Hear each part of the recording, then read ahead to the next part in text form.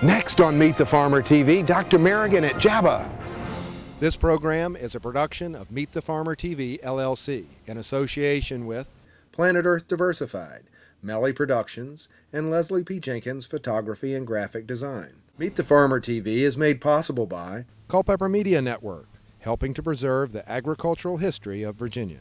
And In the Kitchen magazine, serving the community and everyone who loves good food. So now let's hear about EBT and SNAP benefits and programs to benefit the Charlottesville City Market with Judy Berger. Everybody's asking, what is EBT? EBT stands for Electronic Benefit Transfer. It's how SNAP beneficiaries, formerly food stamps program, can swipe their card and pay for food. And the EBT is for people with SNAP benefits, but it's also to use almost like an ATM machine here. If you run out of cash at the market, you just run to the EBT booth and use your debit card to get tokens, and you can use that at almost any stand here at the market. It's a great program. Recently, Jefferson Area Board for Aging received a grant from Wholesome Wave Foundation to implement EBT here at the Farmers Market in Charlottesville. What we were able to do was buy the terminal machine, which enables folks with food stamp benefits or SNAP benefits to swipe their card. They get little wooden tokens and they go buy their favorite produce at the farmers market.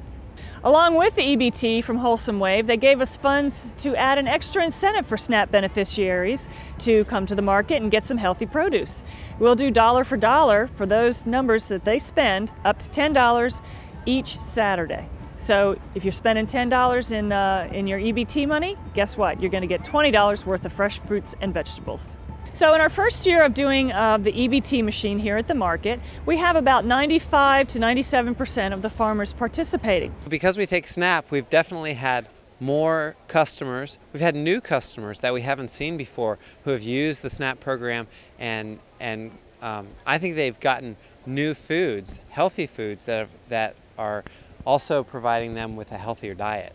Throughout this 2010 growing season, we've seen an increase in people using the EBT in the SNAP program. I think it's great because it brings new customers to the market. It gives them a convenient way to pay for the goods and the products that they're buying here. And we've really seen an increase just through this season since it started in the spring. Now in the fall, we have a lot of regular people using it. It's great.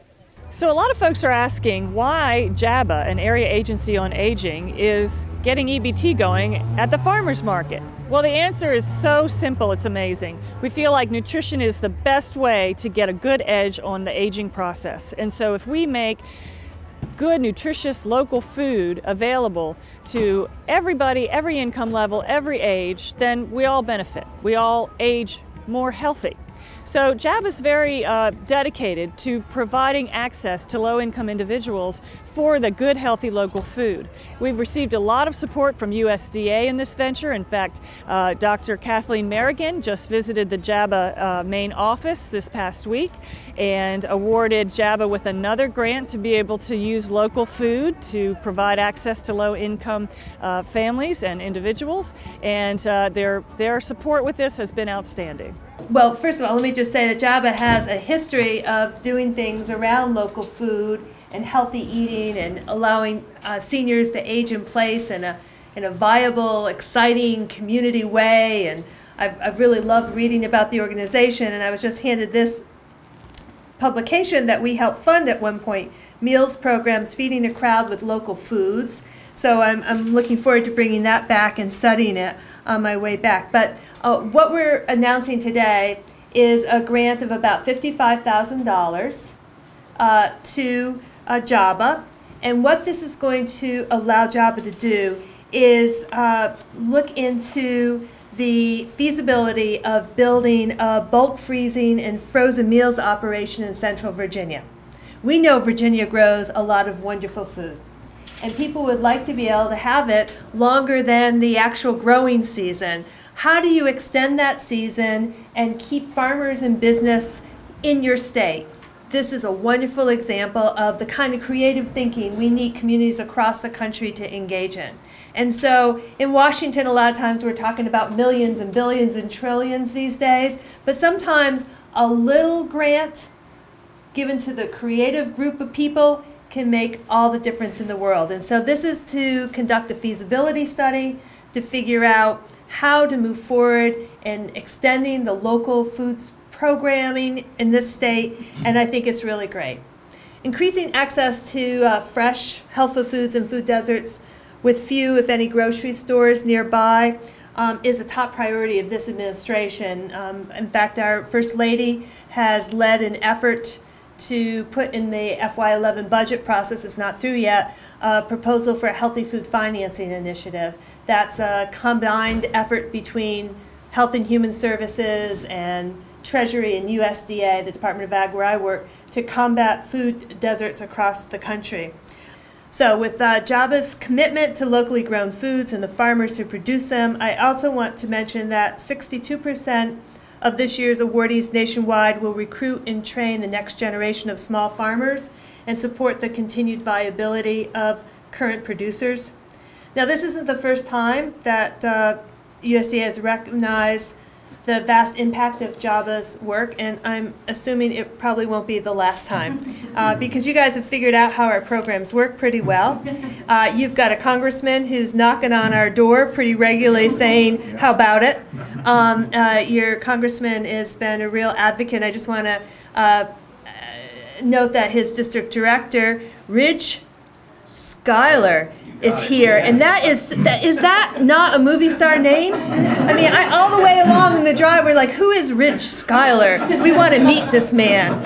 So anyhow, you have received under the Farmers Market Promotion Program about $56,000, I believe, in 2009, and about $48,000 in 2008. So this is a winning partnership for all of us, and we see great things happening in the future. I understand that you are, at this point, already sourcing quite a bit of your food from the local area. My notes say 20 to 25% of its senior menus are from local food sources since about 2007. That's outstanding. JABA produces over 36,000 meals each year from the kitchen at its Hillsdale location alone, and purchases local food for those meals for immediate use. Outstanding. I also understand that JABA has set the same sourcing target for its assisted living facility, which serves 100,000 meals a year, as well as its rural intergenerational center in Louisa that serves nearly 13,000 meals a year. So you guys are ambitious. Yes. And I love that. To me, what's going on here represents a lot of what this administration advocates: fresh, healthy eating, leading to good nutrition, and generating strong, vibrant rural communities, along with the support for farmers and sustainable agriculture. And among the forward-looking achievements, you've already taken an important role as a catalyst in the local food system. You have a local food advisory board you convene. This is part of the project that we're talking about. You have a gleaning program, I understand, at the Charlottesville City Market to collect weekly leftover produce and donate it for low-income meal programs in the area. And just this year, JABA implemented EBT capacity at the same market. What I mentioned before, that allows the SNAP beneficiaries to buy healthy local food and support the farm economy while doing so. So I just want you to know that we really appreciate your work, your leadership, everyone here, and just we want you to be replicated across the United States of America. So it's great, and thanks for having me. Congratulations. Thank you very much. On behalf of the JABA board and our organization, and on behalf of the Local Food Initiative, we appreciate this grant. We will be good stewards of the government money, and we will be back to see you in the future. I know you will. Thank you very much. Thank you. And on the nutrition front, man, we've got a lot of work to do as a country, and we think the local regional thing can be a very important component of healthier eating in America. And what I see here today at this incredibly inspirational organization that has the ideal components all together. I mean, I've heard about this sort of thing, I've seen it on sketchbooks. This is the first time I've actually been able to touch and feel something this grand in concept and in execution. So it's a real honor to be here and to learn from your experience about how you're pulling it all together. It's just amazing. It defies, I mean, it's a myth buster. This facility is a myth buster, right? People say local, regional, it's too expensive, you can't do it. You know, then you've got a social service agency, essentially. You're doing all this local, regional. You plan on doing more. You're figuring out how it integrates into the community and builds rural economies. You've got the kids. I mean, it's just grand. Now let's hear from Judy Berger and some of the vendors the importance of these programs at the Charlottesville City Market. At JABA, we have a mission statement that includes 3 really key cornerstones: sustainability, healthy aging, and intergenerational. And when you tie the 3 together, they all work so well together. So that's why JABA can justify doing local food ventures. Local food is sustainable, it promotes healthy aging because it's good, nutritious food, and we feed everybody this way. Everybody has to eat. So it's a program that we endorse. Well, I think the issue for the SNAP people is if you want families to eat nutritious meals, a lot of it's availability of produce and food, and some of it's education. And here at the farmers market, you get both. People can shop here, can get their produce, can get their protein, their beef, their chicken, their lamb, and can also learn how to cook and cook more healthy meals for their family. So I think it's a great way for the program to both make food available at reasonable cost to the participants, but also give them the education that they need to learn how to cook healthy meals. We're the Bagel Ladies.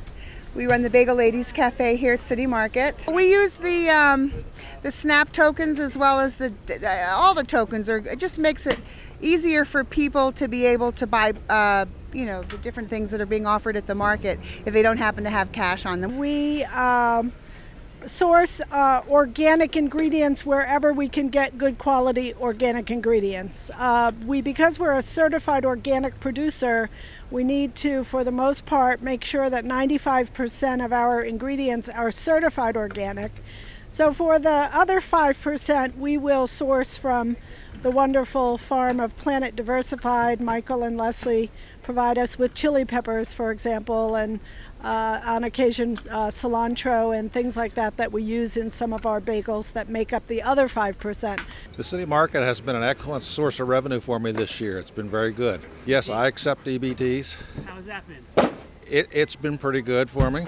I'm one of the local Albemarle farmers. I'm only 20 miles from here.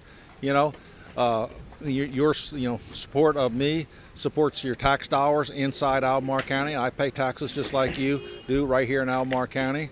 You know, and I buy right here locally.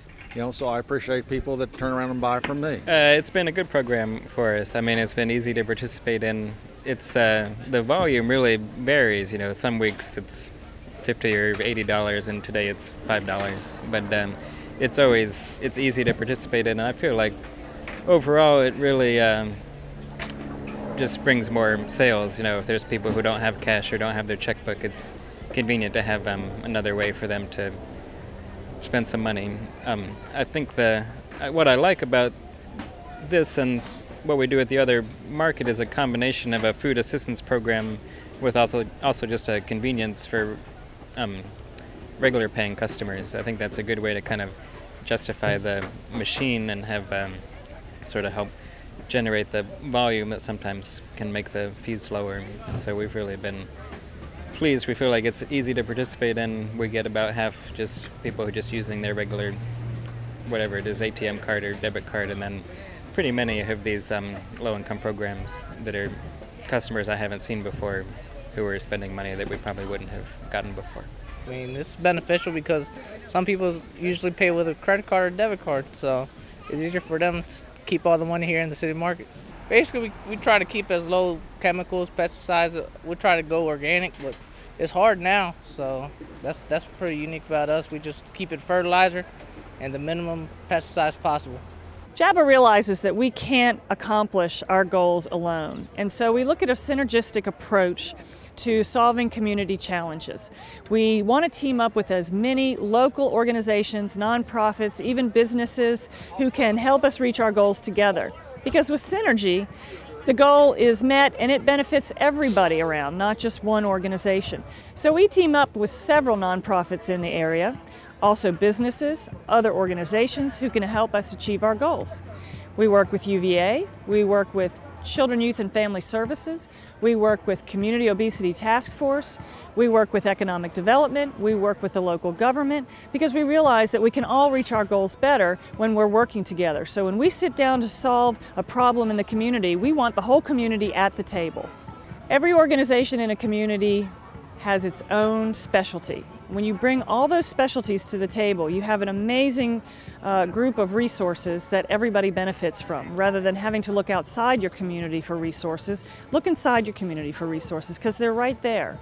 And the knowledge of every organization and every CEO and every person who works at those organizations is free labor, free knowledge, free resources that everybody can benefit from.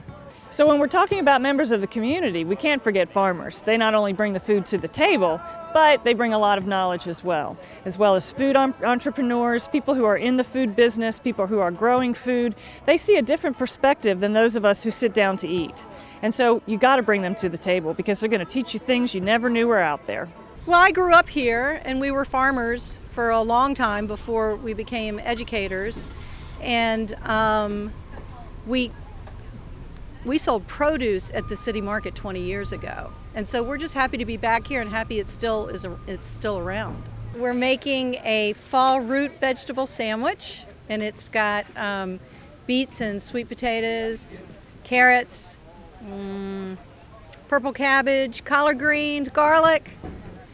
And then this morning we also had, and we served that on naan with a little goat cheese. And then this morning we also had a naan with little goat cheese, little honey, and then some apples we cooked just quickly in some water and garam masala, which is a nice little spice, you know, a little sugar. People are often just a little bit afraid of food, and so this sandwich was just something that we came up with because we love root vegetables, we love beets. And we know that beets and purple cabbage love vinegar, so we put a little vinegar in it.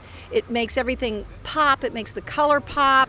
It's just so beautiful. And then when you're doing it, you think, I'm just making this sandwich out of nothing, plus no one has touched their food twice. You know, like the only person to touch their beet is me.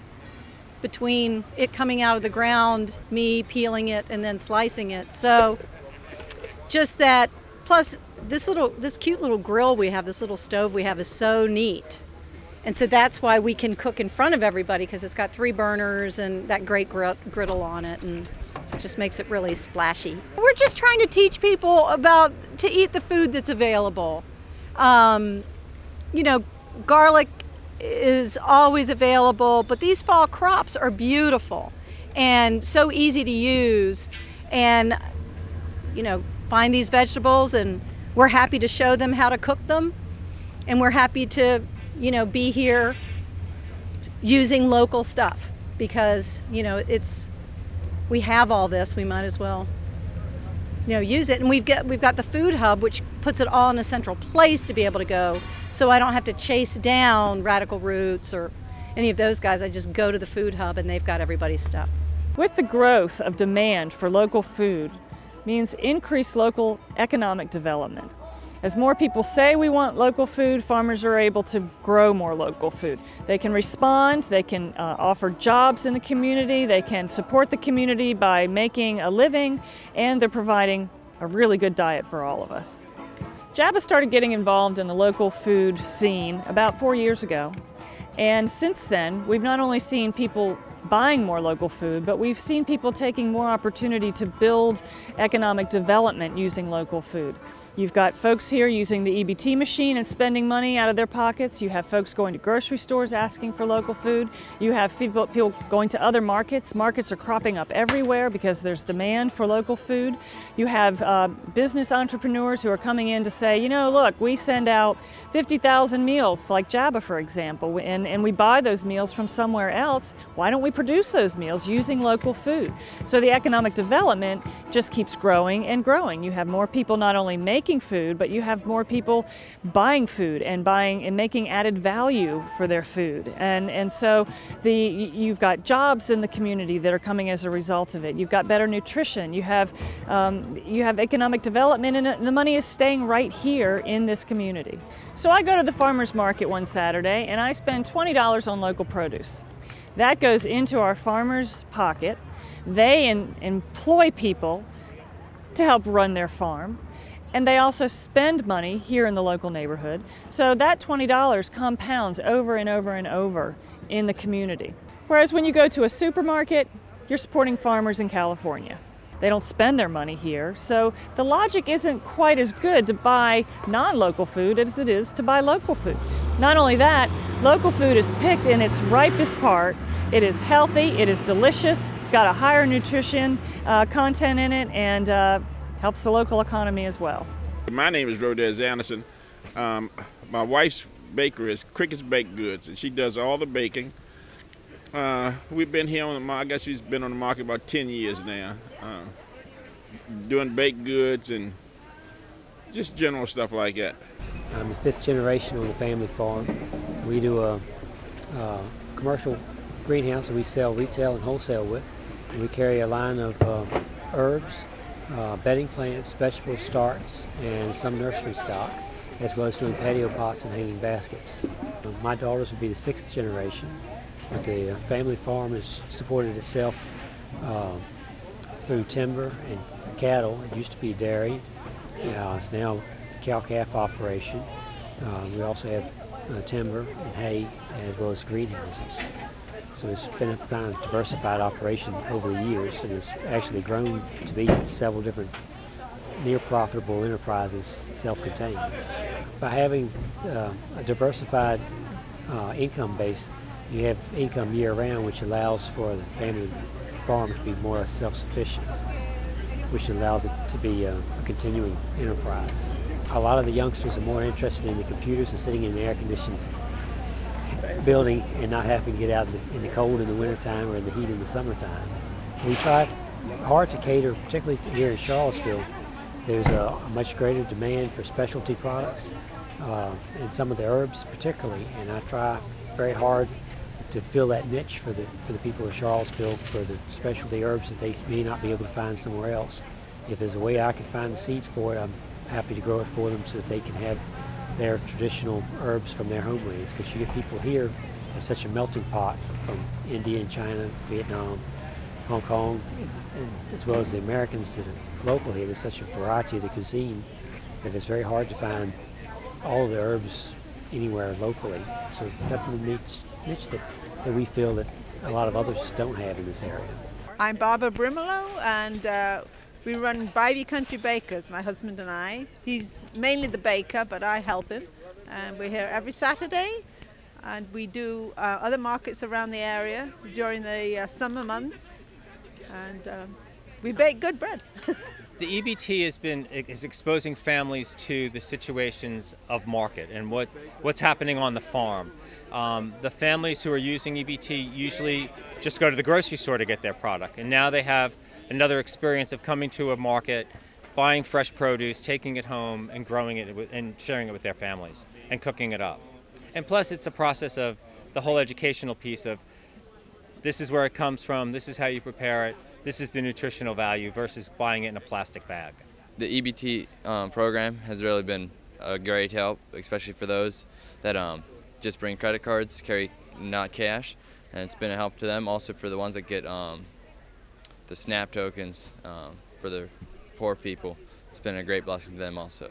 About our farm is we use no chemical spray, which is a great blessing to people that don't like sprays. Raise free-range chickens, and that's better for them. Give them the extra vegetables that we have left over. So it's organic vegetables to them, and so that's also a great blessing. We do about 250 different varieties of apples, and then we have 4 different kinds of cider. Coming to the market is a real good advertisement for us because we don't have as much traffic. We're in a fairly good location, but we get a lot more traffic here at the market, so it's good advertising. Brings a lot of people out for our festival, which is on November 6th this year, and we get a lot of traffic for trees and for the cider as well. So it's been a real good experience here at the markets. We grow produce like this: potatoes, tomatoes, lettuce, okra. We grow many different crops, and we do it all without the use of any chemicals.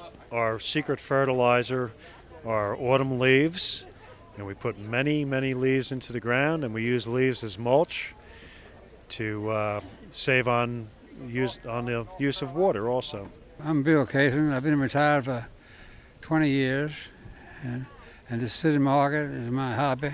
I'm one of the oldest vendors here. We opened up together in 1973.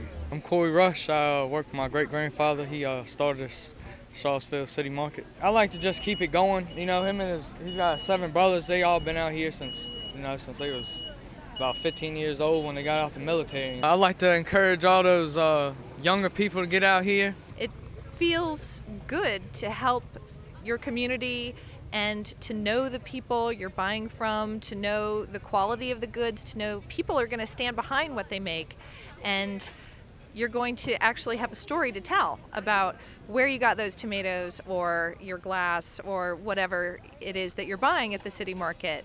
And this is, I think, more and more what's happening across the country, is that people realize how important it is to be local. It's better for the environment. It's better for everyone all around.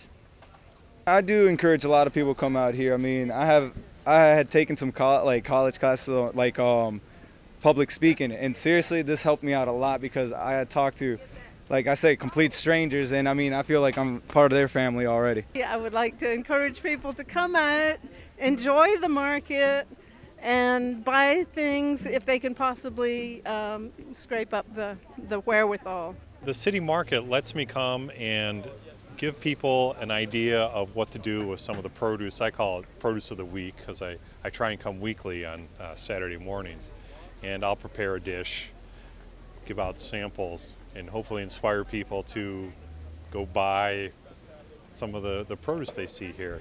Today I did a roasted pumpkin soup. I'm very honored that the city lets me come here and do that, but they said they wanted a chef to help prepare, give people an idea of what to do with the produce. I have so much fun here looking at the produce and what's available, talking with the farmers about their excitement of bringing this to the table. I would suggest to anyone to come down here if they're going to buy even a small pumpkin or a container of tomatoes. It's a great experience. It will encourage you to think about the food, where it comes from, and on my end, how to prepare it. Being down here, it's a wonderful experience. I get to come out of the kitchen and talk to people, and I hear everything, recipes from great-grandma's ratatouille to what they enjoy about eating apples, soup to nuts. I love it. I'm Michael Clark, your host for Meet the Farmer TV. Once again, we've had a great program showing how government agencies and special public funding can stimulate local food production. We'd like to also hear from you things you've learned and programs you've put into place in your locality. Well, thank you for watching Meet the Farmer TV.